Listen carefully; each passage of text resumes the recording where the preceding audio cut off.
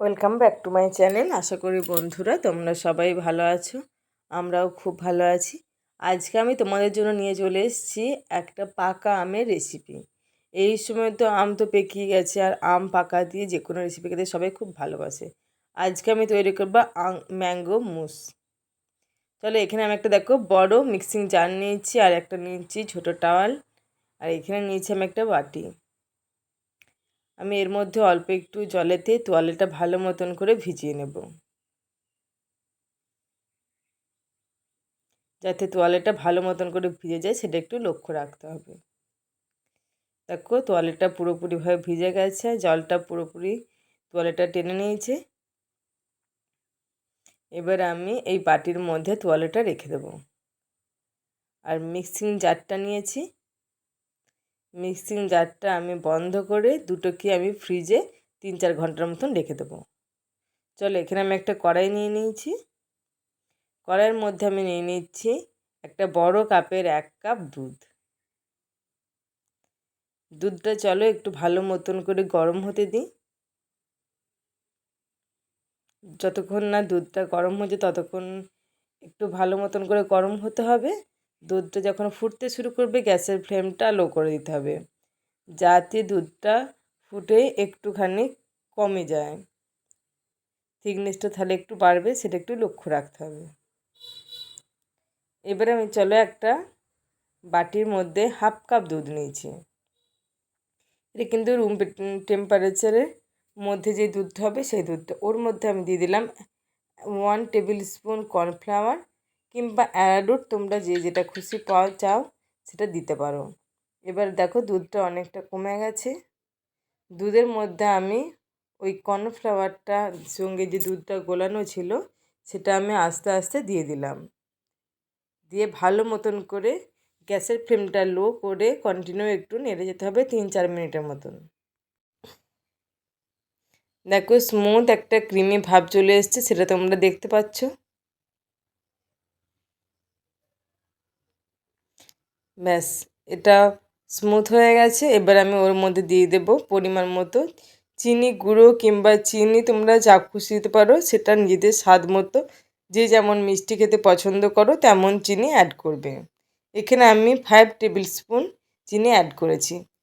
চিনি পাউডার আমি অ্যাড করেছি, তোমরা চাইলে চিনি অ্যাড করতে পারো।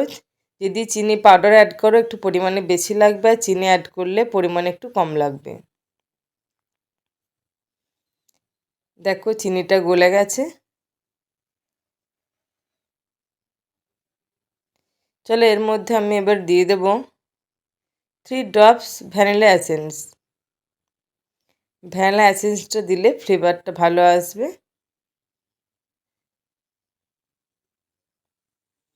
চলো, এটা এবারে আমি ঠান্ডা করে নেব। অনেকটা ঠান্ডা হয়ে গেছে,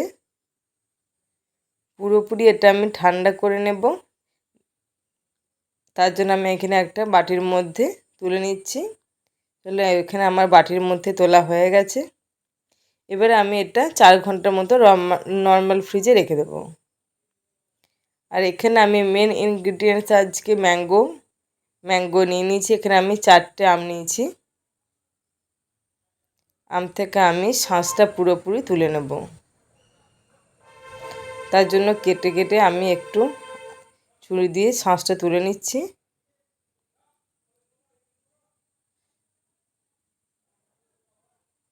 চলো, আম থেকে পুরোপুরি শাঁসগুলো তাহলে তুলে নিই।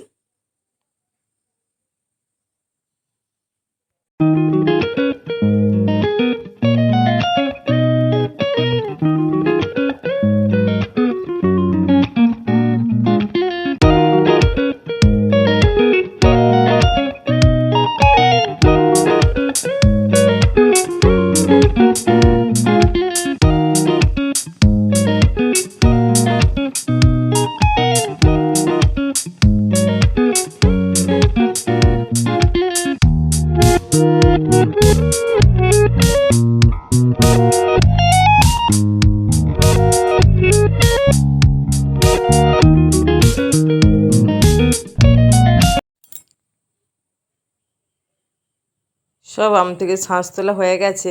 আর দেখো এখানে একটা লাভ শেপ করার জন্য আমার ছেলে অস্থির হয়ে পড়েছে।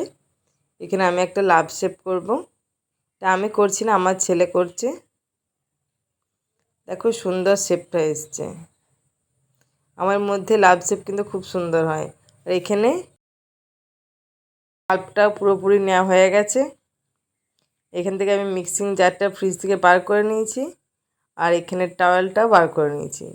মিক্সিং জার অনেকক্ষণ গ্রাইন্ড করলে গরম হয়ে যাওয়ার জন্য টাওয়েলটা দিয়ে মুড়ে রাখলে ভালো হবে জিনিসটা। সেই জন্য আমি টাওয়েলটাকে ফ্রিজের মধ্যে ভরে রেখেছিলাম। দেখো এখানেতে যে ক্রিমটা বানিয়েছি, ক্রিমটা নিয়ে নেব মিক্সিং জারের মধ্যে। ব্যাস, ওটা বেশ জমে গেছে, তাহলে সুন্দরভাবে বুঝতেই পারা যাচ্ছে।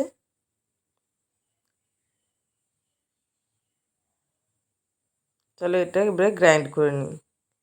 দেখো এটা গ্রাইন্ড করা হয়ে গেছে। ওর মধ্যে 3 টুকরো 4 টুকরো তোমরা বরফ দিয়ে দেবে। দেখো বরফ দেওয়ার পর বেশ থিকনেসটা আর একটু কিন্তু বেশি এসছে। চলো এবার আমি আমটা দিয়ে দেবো।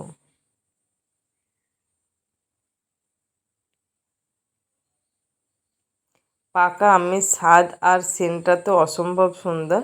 আর এই আমগুলো কিন্তু হিমসাগর আমার প্রচণ্ড মিষ্টি, সেই জন্য আমার এখানে বেশি মিষ্টি দেওয়ার কোনো প্রয়োজন পড়ছে না। চলো এবার এটা আমি ব্লেন্ড করে নিয়ে চলে আসি। দেখো খুব সুন্দর ফেপে উঠেছে আর ফোম ফোম ব্যাপারটা বেশ সুন্দর এসছে। থিকনেসটাও কিন্তু খুব সুন্দর এসছে, সেটা তোমরা বুঝতেই পারছো। চলো এখানে আমি একটা বড় কাচের গ্লাস নিয়েছি, সুন্দর দেখতে। এবার ওর মধ্যে আমি সার্ভ করব।